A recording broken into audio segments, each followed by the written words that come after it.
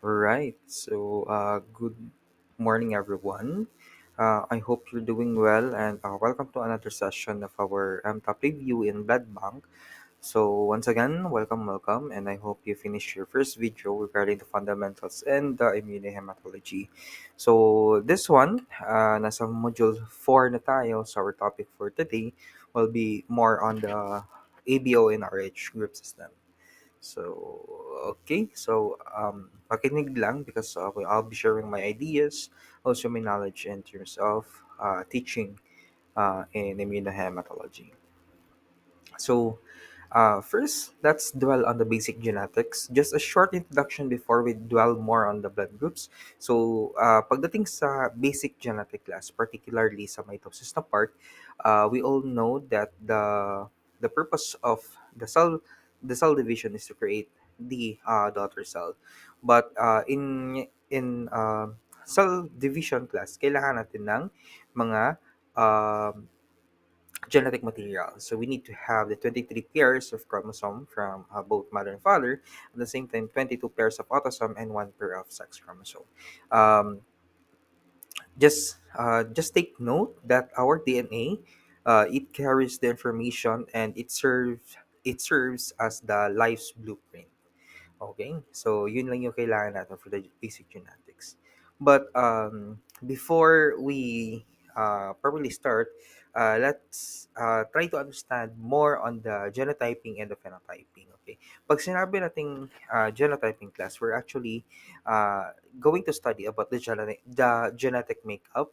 So paano ba ma-determine yung parang possibilities we use tawag dito, the Punnett square. Also for phenotyping class, ito yung physical expression of inherited traits. So in short, the genotype is the code written in your DNA, while the phenotype is the result na ginawa na code.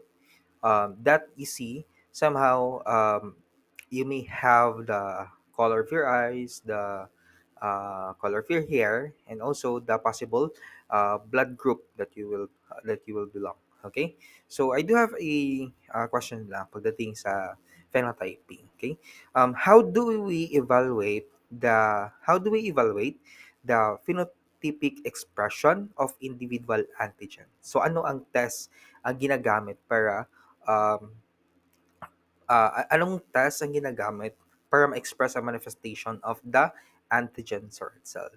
So I'll give you like somehow 5 seconds para ma-answer nyo. But okay, the correct answer for that one class, okay, para ma-evaluate natin kung ano talaga ang antigen na meron ka, is we perform the heme agglutination method. Okay, sa heme agglutination method class, it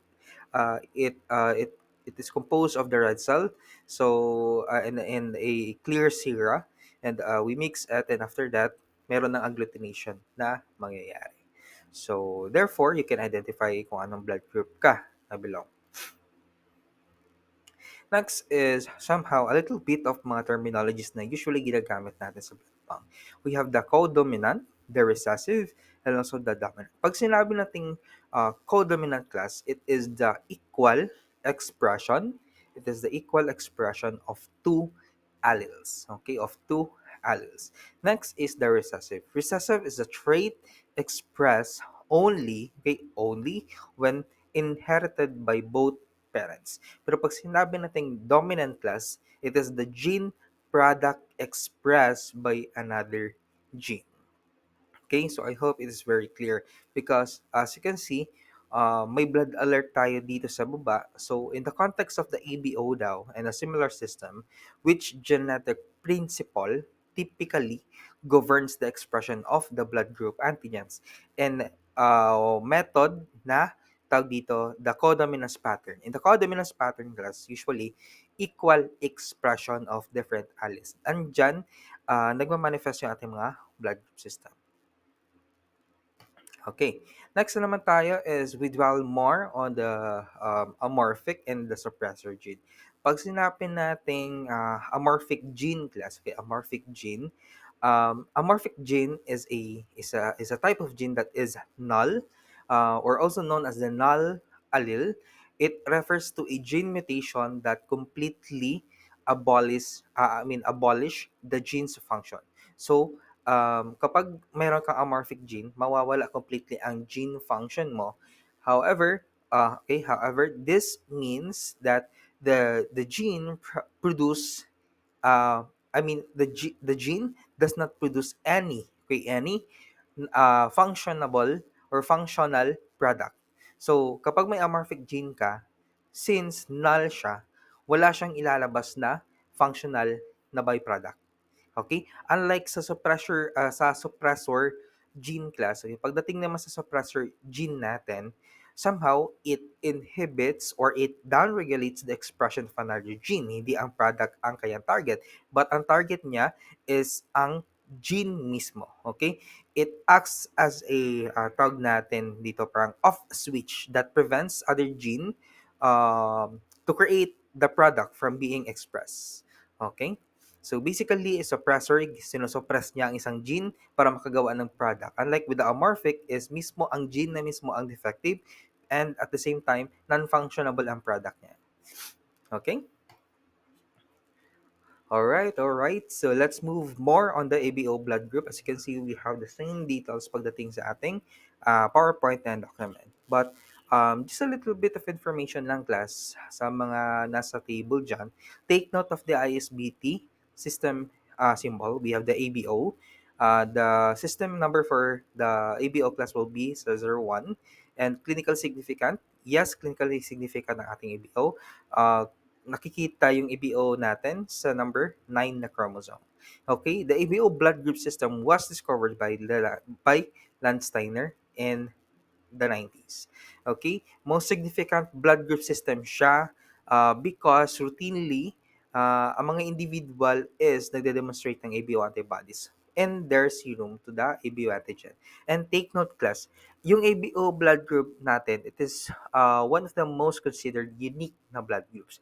Kasi nga, hindi ka pa na-expose sa antigen, may antibodies ka na nagka-create. Unlike with the RH class, unlike with the RH blood group system, you need to be exposed before uh, yung body natin mag-create ng anti-RH. But unlike with the ABO, innate na siya. Once you have the antigen, it also have the um, antibody. Okay? So let's dig more deeper in this table. So this is the rationale between the ABO antigens and the antibodies. So kapag nabilong ka sa group A individual class, meron kang antigen A or A antigen sa red cell mo. Pagdating naman sa plasma, you have the anti-B. For group B individual naman class, we have the B antigen. However, in the antibodies, you have the anti-A. Okay? For group O, you have no antigen found in your red cell, but may anti-A and B ka sa plasma. For group B, you have the A and B antigen sa red cell mo, pero wala kang antibody pagdating sa plasma. So, basically, the group O serve as our universal donor. Okay, universal donor siya class because it doesn't have any kind of antigen na makikita sa red cell.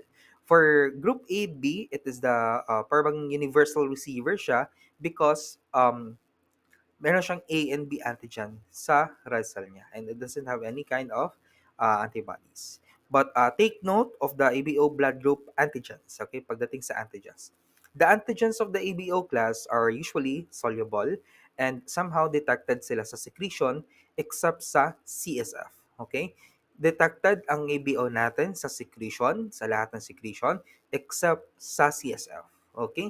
And nadidetect yung antigens natin around 5 to 6 week in the utero. So, if ganyan, 5 to 6 week, pwede ka mag-perform ng um, forward typing, okay, ahead. Okay, you can perform the forward typing, but you cannot perform the reverse since kailangan ng time or maximal titer for the antibody to be built up. Okay?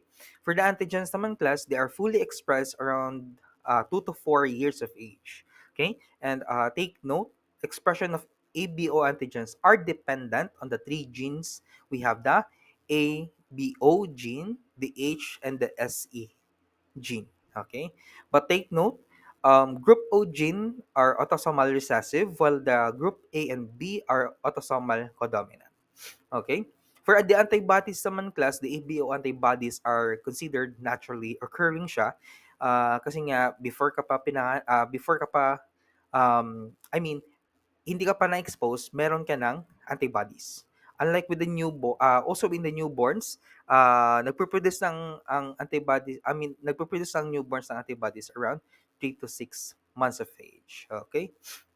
Maximal titers natin is around 5 to 10 years. That's the maximal titer for an adult antibody and can cause rapid intravascular hemolysis. And take note, class, group A and B are IgM by nature, and group O is the IgG. Okay, so take note also for the frequency of distribution about the ABO phenotype by yan, white, black, Hispanic, and Asian. Okay, just take note of those red percentage that I have highlight. So usually yan ang lumalabas pagdating sa MPAP and sa local board exam. So let's talk about more the biochemistry of our ABO group. Okay. In this illustration class, we can see how the specific terminal sugar is being added to the basic H antigen. H antigen structure para makreate yung A and B antigen natin. Yun nga lang is that this table is parang nag-overlap siya. But I can provide you the explanation naman.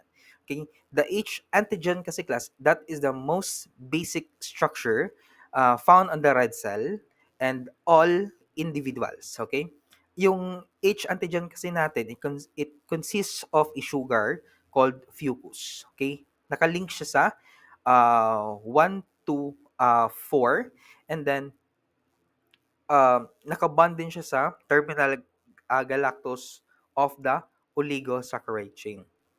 For the A antigen class, na-form lang siya kapag ang A gene is nag-encode ng specific sugar, which is yung tinatawag nating N-acetyl galactosamine or the GalNAc sa terminal ng H. So doon na-form ang A antigen. Pagdating naman sa B antigen class, na-form lang yung B antigen natin kapag yung B gene is nag-add ng galactose sugar sa H antigen. So basically, and to summarize all of this, the H antigen is the fundamental block of all blood group antigen, while yung A and B gene produce a specific enzyme para ma-modify yung H antigen natin. Okay? And para din ma-determine yung blood group. But take note class meron tayong gene A, B, H, and AB. For the gene product for A, that we have the N-acetyl-galactotransferase. So lahat ng gene product class will be transferase, and yung ina-add ng transferase natin is those sugars sa ating RBC. Until sa red cell natin, we have the specific antigen na makikita. Okay? Next is we are on the secretion apart. Sa secretion apart class, before maging fundamental talaga si H antigen, it needs the presence of the SE gene. Ang SE gene kasi class is a gene that allows the secretion of other gene. Kung H antigen ang pinaka prerequisite, kailangan ng presence ng ng SE gene para mas ma-secrete siya sa mga body fluids natin, because without the SE gene class, walang antigen na mare-release sa red cell at the same time sa body fluids natin. Okay? So take note, ang purpose ng SE gene, it controls the ABH antigen expression in the secretion, while yung H gene natin controls the ABH antigen expression on the red cell membrane. Okay? So kapag may lowercase ka na SE gene, that's indicator for a non-secretor type. Okay? So, ayun lang is that nag-overlap siya. Ayan. But basically, you can view this naman sa inyong um, notes. So, the details are provided in your notes naman, class. So, ang basic method para ma-determine kasi natin ang ating mga blood groups is that we perform the the forward method and the reverse method. Okay? So, blood samples class from the umbilical cord and infants may require only cell testing. Ano ba yung cell testing class? We only perform class D forward testing. We cannot perform the reverse. The reverse is for identifying the specific antibodies. Okay? So basically, kapag umbilical cord or infant sample, we only perform the antigen testing. Okay? All right, all right. So let's try to check this in comparison for A1 and A2. We are now on the other subgroups, but I will only discuss the A1 and the A2 na red cell. Okay? So basically, class, meron tayong mga subgroups of the antigen A. So ang known natin dito is we have the two phenotypes. We have the A1 and A2. Basically, yung A1 natin is a branch A antigen. Yung A1 kasi class, excuse me, yung A1 kasi natin, meron siyang A antigen, meron siyang A antigen at the same time, meron din siyang A1 antigen. Okay? Yun yung presence sa kanya. Unlike with the A2 class, with the A2, si A2 meron lang siyang A antigen. Wala siyang A1. So kapag nagtetest ka ng lectin class, both of them reacts kapag anti-sera na A, both of them agglutinase. But if nagtetest tayo ng A1 lectin, si A2 po hindi nagre-react. Why? Because A2 doesn't have any kinds of numbers of A1 na subgroup. Okay? So I believe that is clear. Okay? So next natin is more on the ABO discrepancies. So take note of the ABO discrepancy class kapag group 1, kay group 1, pag sinabi natin group 1, yung problem nag-occur sa reverse typing. Okay? So what are the possible cause for the reverse typing to occur? We have number 1, we have newborn. So sa newborn sa reverse kasi class, the tinetest dito is the antibody, no? So possible for the newborns, they don't have yet the antibody built up in their system. Elderly patient, bumababa yung T4 cell, so it might be that the antibody levels decrease. Patient with leukemia, nagde-demonstrate ng hypogammaglobulinemia. That's one. Patient with immunodeficiency, patient na nagkaroon ng bone marrow transplantation, isa rin dyan. And yung mga patient din na nag-take ng immunosuppressive drugs. But ang remedy class para magkaroon ng good reaction pagdating sa reverse typing under the group 1 is we need to check the patient history. Aside from that, we perform the autocontrol or the O-cell control sa reverse typing. And if hindi talaga, we have another way is that we perform the enhanced redomicing reaction by incubating more the patient serum. Okay? So, meron din tayong tinatawag na mga rare cases wherein nagkakaroon ng chimerism. Okay. Ano ba ang chimerism? It is the presence of two cell population in a single individual. So, yun siya. Usually, they are rarely found sa mga twins. Okay? Next is we have also the group 2. Ang mga group 2 class, may problem sila sa forward typing nila. So, nag-occur yung problem sa forward typing. So, what are the possible causes of the forward typing problem? Number 1 is present of group A in group B subgroup. That's another one. Second is we have leukemia. Third, we have the Hodgkin's disease. And fourth is we have the acquired B. Class, sa acquired B, take note. Okay, sa acquired B, take note. Acquired B phenomenon arise when somehow bacterial enzyme modifies the immunodominant blood group A. Okay? So nagkakaroon ng acquired B phenomenon kasi nga yung bacteria natin usually sa mga gut kino-convert nila yung sugar. So nagkakaroon ng um, conversion of N-acetyl D-galactosamine to D-galactosamine. So, nagkakaroon ng cross-reaction. So, ayun, pwede siyang magkaroon ng acquired B. Next is yung mga group 3 natin and group 4. For the group 3 class, I will talk about the remedy.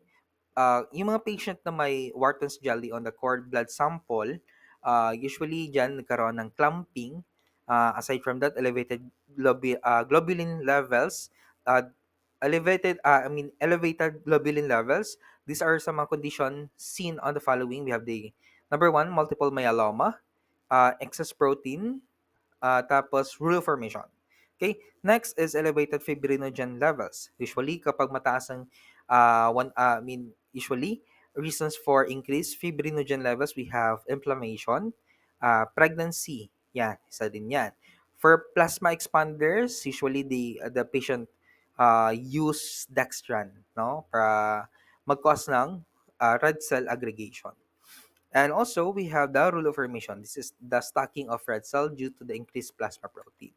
So, what are the following remedies for this? Is that for Wharton's jelly class, we need to wash up the red cell 6 to 8 times. That is the only remedy para ma-remove yung Wharton's jelly. Next is we also wash it with saline para ma-disperse yung mga stacking now before retesting. Now, for group 4 naman, we have the cold reactive antibodies. So what are the examples of the cold reactive antibodies class? Number one is that we have the anti-M, no, uppercase M. We also have the anti-N, uppercase N. We also have the anti-P1. Next is we also have the anti-Lewis A. And lastly, we also have the auto-anti-I. So these blood groups can cause false agglutination. Okay? So ayan. So next is we are now in the Bombay class no, sa mga Bombay. So usually nare-report yung Bombay. First case of the reported Bombay was on the Bendy 1952 and the Mumbai Injisha class. So usually this Bombay phenotype they have the genotype of H small, lowercase h, and then lowercase then ng SESE. So, yung mga Bombay phenotype class or mga Bombay na mga individuals, meron silang certain disease associated. So, ano ba yung tawag dito? They have leukocyte adhesion deficiency 2 or the LAD2. Class ang leukocyte deficiency adhesion 2, this is the problem with our WBC. They cannot penetrate, they cannot adhere to the site of infection. Even they cannot squeeze themselves in the tissues. So, yun ang problem regarding with the leukocyte adhesion deficiency 2. In terms of the compatibility transfusion class, kapag na-diagnose ka or kapag nabigay yung blood type report mo na ikaw ay isang Bombay phenotype, ang compatible lang po na marireceive mong dugo is yung mga individual na may mga Bombay phenotype din. Now, pagdating naman sa phenotype class, usually the Bombay phenotype, they will present somehow pagdating sa tawag dito, um, antigen, they don't have uh, I mean the forward, the forward sa forward case class, somehow they will present a group O reaction, similar sa group O. Pero nagtatalo lang sila in terms of the reaction of the anti-H lectin. Kasi nga class sa Bombay wala silang secretor gene, which leads to the negative result in the anti-H lectin. Okay? I hope it is very clear. Next naman is mga para-Bombay natin. Sa para-Bombay natin class, um, meron lang mutation sa FUT1 gene which affects the alpha-1,2 fucosyltransferase enzyme. However, the difference between the Bombay and the para-Bombay is that the Bombay class, they don't have the secretor gene, which is the uppercase SE gene. With the para-Bombay class, meron silang secretor. Okay? So let's try to differentiate them more, no? So Bombay versus para Bombay phenotype. Let's check, no? Pagdating sa anti-A, ito Bombay ha sa left and para Bombay sa right. Pagdating sa Bombay, antigen A antigen negative sila, B antigen negative din sila, Bombay H antigen test negative din sila kasi nga wala silang secretor gene. Pagdating sa para Bombay class, A antigen is positive, B antigen is negative, but H antigen is positive. Now, there is a question. Okay? Sir, why is it the para Bombay may A antigen siya? Okay. Take note class. And the para Bombay individual class, it they are not considered null, but they have a small amount of functional gene na SE. This is the secretor type. Okay? The lack of H antigen, because of the inactivity of the FUT1 gene, may result to the weak expression of the A and B. However, the A antigen is more often strongly expressed because of the A transferase has a higher affinity to H. So yung A pala nating class, yung galnak natin sa A antigen, higher pala ang kanyang affinity sa H. Okay? Sa H na enzyme natin. So basically, A transferase can efficiently convert limited H substance into A antigen. While yung B antigen natin class, kailangan niya ng higher concentration para ma-convert siya and para maging detectable. Okay? So in summary class, A antigen is more prominent in Parabombay due to the efficiency of the A transphase. So I hope it is very clear. Okay, next topic natin. Okay, next topic natin class will be more on the RH blood group system. Since tapos na tayo sa ABO, we are now moving to the RH blood group system. Okay, moving on, let's discuss the RH blood group system class. So in the RH blood group system class, the RH is considered the second most crucial blood group to cause the transfusion reaction. And more important is that this blood group is associated with hemolytic disease of the newborn. Okay? And then, yung antigen dito is somehow antithetical. So, pag sinabi natin antithetical class, somehow it's opposite. So, later ko na siya ay fully discuss pagdating sa antithetical na part. ISBT symbol, that is RH. Our ISBT system number, so 04, clinically significant, yes. Chromosome number, that will be number 1. Gene locus will be 1p36. Okay, that's the information you need. So, moving on, pagdating sa man sa RH natin class, yung RH blood group natin, especially the antigen, they are considered a non-glycosylated proteins. So, meaning class, pag sinabi natin non-glycosylated proteins, this means that this antigen doesn't have any kind of sugar attached. So, sugar attached. Okay? So, purely proteins talaga ang ang naka-attach dito. Second is that cation transporter siya. Yung RH natin, it is considered as a cation transporter. So kapag nagkakaroon ng imbalance between the sodium and potassium in and out of the red cell class, this will affect the red cell shape and leading to the formation of the stomatocyte. So especially sa mga may RH null na diagnosis. Okay? And take note class na may tatlong gene, okay? May tatlong gene ang nako-control sa expression ng RH blood natin, blood group. Okay? So we have the RHD, RHC, and the RAG. Okay? For the RHD class and RHC, they are found on the chromosome number 1, while yung RHAG natin, it is found on the chromosome number 6. Yung RHD, the function of RHD class determines the expression of the D antigen sa red cell. While yung RHCE natin, it is the one that determines the expression of the um, C, upper and lower case na C, and lower and upper case na E na antigen.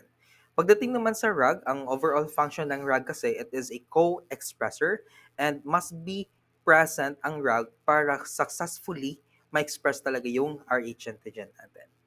So, moving on, ito yung pinakamahirap sa lahat. We are in the RH system nomenclature. Okay? So, umiiyak si Mr. Bean, yung isa, okay, tumitingin sa taas. So, ayan. Okay, move natin.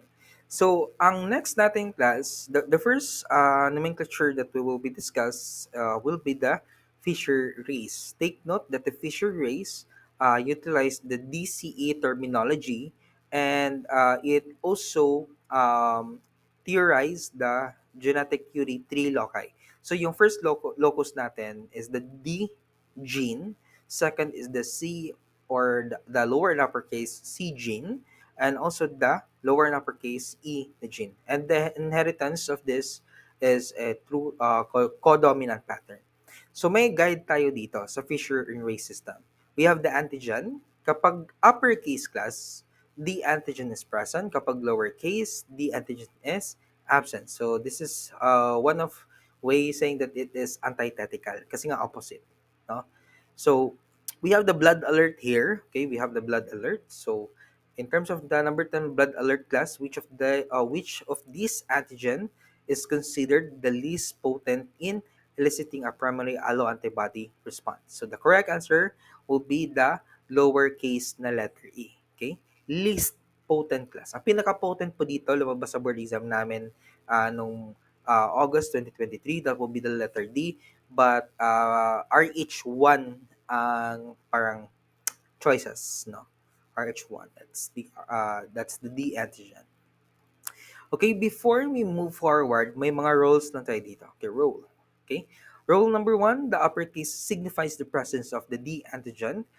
For role number two, the lowercase signifies the absence of the D antigen class. And take note class kapag present ang D, the uppercase D, this signifies that the individual is a RH positive. Kapag letter D naman class, yung lowercase na letter D, this signifies that the patient is RH negative. Okay? So, ayun nga, isa rin to, yung para bang nag-cover. So, I will just fix the PowerPoint. Okay, so sa Winer System class, sorry lang kasi nga nag-overlap yung parang should be animation, but it's okay. So sa Winer system natin class, it utilizes the RH and the HR in naming. And meron tayong mga following alleles. We have the R0, R1, R2, RZ, R, tapos may other types of alleles pa. Okay? The antigen is known as the blood factor. Later, may explain natin yung blood factor. And blood factor naming class, please take note of the information in terms of naming. Pag blood factor siya class, if ang R na una class, okay, if ang R na una, kasunod ang H, this refers that present ang uppercase na C or E. Okay?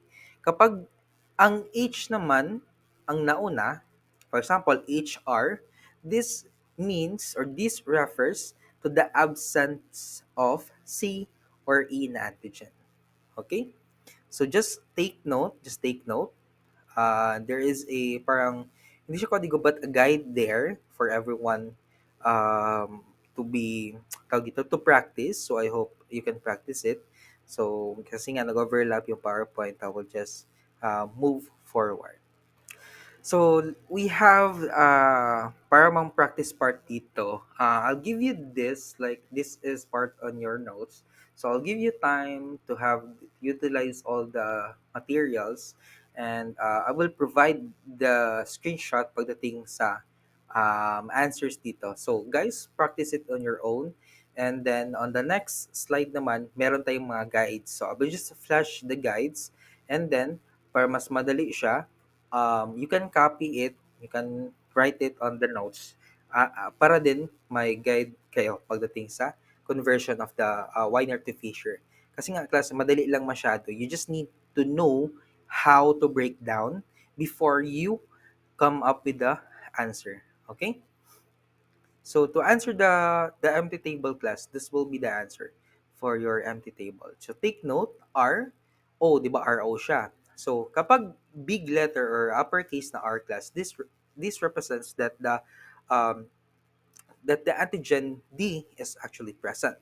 Kapag O naman class, this indicates that the antigen is absent. So D, lowercase c and E. So ganun lang siya kadali. Sa R1 naman, ang 1 kasi class nagre-represent siya ng presence of uppercase C. So dalawang antigen ang present dyan class. That will be the D and C antigen while the E is absent. R2 naman class, this represent that the D antigen is present, however, the C antigen is absent while the E is also uh, present. Okay? RZ, kapag Z kini class, no? Kapag Z ang present class, uppercase Z and E antigens are C and E antigens are present.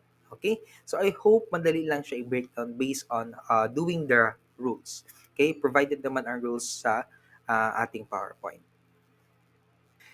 Okay, next is we are on the alphanumeric terminology na. Ito yung ating Rosenfield. Sa Rosenfield kasi class, we are assigning a certain number to each Rh antigen in order para ma-discover siya. So the nomenclature has no genetic basis. It is just a translation of Wiener-Fischer to Rosenfield.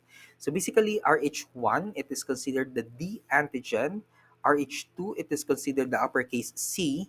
The Rh3, consider the uppercase E, and then so on and so forth and follows. Okay?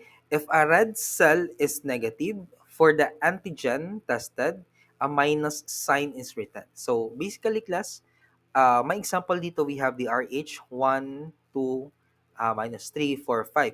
So kapag E, translate natin siya pagdating sa Fisher race, ang mangyayari dyan, class, D is present, uppercase C antigen is present, while the uppercase E is absent. Kasi nga may minus sign. The minus sign is an indication that the antigen is absent. Okay? Next naman tayo is we are in the International Society of Blood Transfusion. Ito yung tinatawag natin na ISBT. Take note, class, that the ISBT is the adopted six-digit number of each blood group specificity. Okay? Yung first na number, class, 004, it represents the system. Okay? For example, RH. Ano ba ang number ng RH? That is 004. For ABO, that's 001, so on and so forth. Okay? So the remaining class, the remaining number indicates the antigen, the remaining number after 4 or after the 3-digit class, it represents the antigen specificity. Okay? For RH1, we have the 004, 001. Okay? RH1, that's D. For RH2, we have the C, 004, 002. Okay? Those are the assigned number for each um, antigen. Okay? Next is parang summary of all conversion pagdating naman. So just a basic example, at least may idea kayo. So overall, I will provide a practice naman dito sa papers niyo or sa exam niyo. You can utilize or you can really maximize the time pagdating sa blood bank. Next is mga variation na makikita natin sa D-antigen expression. So basically, class, D-antigen expression is it may vary based on the quantity of the antigen or on the specificity of the antigen epitope. So may tatlong categories tayo pagdating sa D-antigen variation. We have number one, we have the weak D, genetic, weak D position effect, and weak D partial D. So let's first discuss pagdating sa weak D genetic. Ang weak D genetic class, it is a type of weak D phenotype nagkakaroon ng quantitative change sa D antigen epitope. So basically, class, may defect sa gene which nagkakaroon ng mababang amounts of proteins na makikita sa red cell. So ang remedy to detect the weak D genetic is we perform the anti-D indirect antiglobulin test para ma-detect natin siya. Okay? Next is yung position D effect natin. Sa position effect natin, class, a weaker expression of D antigen is found when yung CE gene is inherited, so nagkakaroon ng opposite transition. Okay, nagkakaroon ng opposite transition. So meaning, kapag opposite ang transition, class, weakened po ang effect. So basically, the in transposition weak D occurs kapag ang C antigen is na-inherit in the transposition relative to the RHD antigen. So nagkakaroon ng steric interference. Okay, take off the word. Nagkakaroon ng steric interference. So basically, andito yung example natin, C in transposition to D. So C in transposition to D, this is the correct way. However, because of the position effect, is that na-inherit yung C, no? So nagkakaroon ng C in C's position to D. So walang weak D. Okay? Ayan. Next is yung partial D or mosaic. Ayan na naman, nagkaroon ng overlap. So I will somehow change the PowerPoint pagdating dito. Just to take note class that the partial D or the mosaic, no, nagkakaroon ng qualitative change to the D antigen epitope, which is caused by the conversion of the RHD gene to the point na mababa ang incident antigen, no? So the D positive cell is nagkakaroon ng missing part of the D antigen complex. And the way para magkaroon ng reaction is that we utilize the monoclonal antibody anti-D reagent. Again, what do we utilize para ma-determine ang partial D antigen? We utilize the monoclonal antibody anti-D reagent. Okay? But take note class, weak D positive for weak D are always labeled as D positive. Okay? D positive. So I hope everyone in this discussion is very clear. So if you have any question, kindly message me if you have any follow-up. Just take note class kapag magte-take kayo ng quizzes, there will be a lot of tawag dito, rationale sa quiz natin. Currently, I hope you understand now the efforts that you put in Stellar to build your foundation. Okay? That's all. Thank you and see you on the next discussion.